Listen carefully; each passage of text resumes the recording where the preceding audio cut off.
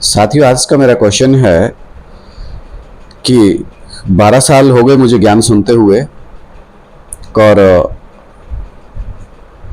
इस 12 साल के अनुभव के आधार पर ये बात स्पष्ट मुझे समझ आ गई है कि ब्रह्मा कुमारियां ना तो शंकर को मानती हैं ना राम को मानती हैं, सिर्फ निराकार ज्योति बिंदु को मानती हैं।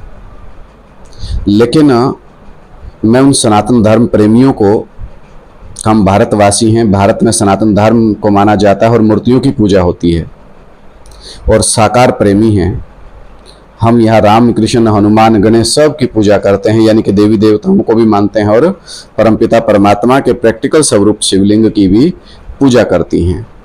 लेकिन कमाल की बात यह है कि भारत देश में और भारत के बीच में और हमारे सब लोग जो मूर्ति उपासक हैं उनके बीच में निराकार को भगवान साबित किया जा रहा है, और सब अंधे बना दिए इस चकाचौंध ने।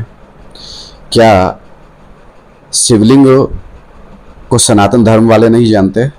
नहीं जानते। अगर जानते होते तो जरूर पूछा जाता, चाहे वो ब्रह्मा कुमारी हों, चाहे वो आध्यात्मिक विश्वविद्यालय वाले हों, जो भी भगवान का प्रचार प्रसार करते हैं, क्या किसी ने जानने की हिम्मत की कि कोई सत्य बोल रहे हैं या असत्य बोल रहे हैं?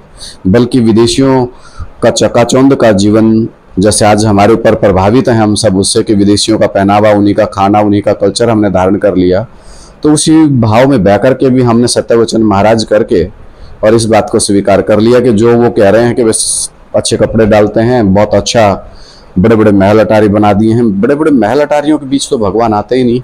गीता में लिखा है कि भगवान तो साधारण तन में आते हैं, साधारण तन में आकर के तब गीता ज्ञान देते हैं। तो इतने बड़े बड़े महल अटारियों में तो भगवान आते ही नहीं है। अब इस वीडियो के माध्यम से सभी से ये पूछना चाहता हूं कि ब्रह्मा कुमारी अगर शंकर को नहीं मानती तो उसके पीछे उनका रहस्य क्या है? वो राम को भगवान क्यों नहीं मानती? वो जिसको शिव कहते हैं उस शिव का स्पष्टीकरण क्यों नहीं दे पा रहे हैं? कह रहे हैं वो ज्योति बिंदु है। ज्योति बिंदु का परिचय तो आज तक इस दुनिया में कोई दे ही नहीं सकता। देखिए, सभी धर्म वाले आप अपने धर्म पिताओं को जानते हैं।